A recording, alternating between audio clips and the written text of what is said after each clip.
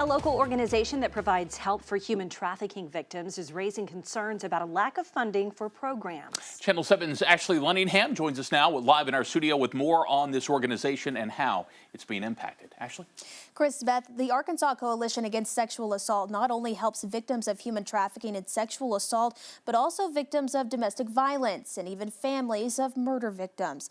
And they now worry that without federal funding, the victims could lose crucial resources if this is not remedied.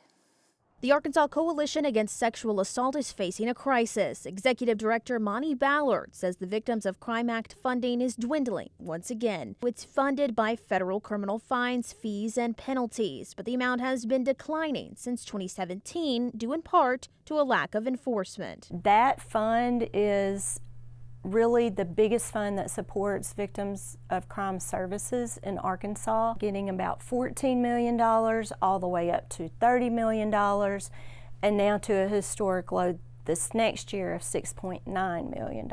She says 87 out of the 132 programs serving Arkansans could close. Last year, Governor Sanders allocated funding to fill the gap, and lawmakers working with ACASA drafted legislation that would have required the state to help again, but it didn't go far. Our state would have to pitch in about $19 million.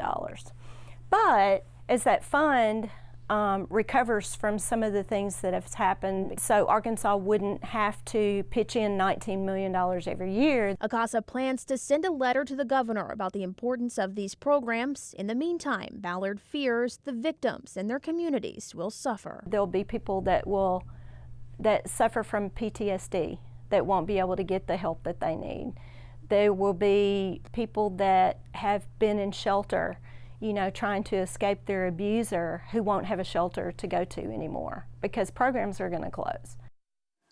Well, we reached out to the governor's office for comment, and they say, quote, Governor Sanders previously provided $17 million to Arkansas VOCA recipients to bridge gaps in their funding while the federal VOCA Fix Act comes into full effect.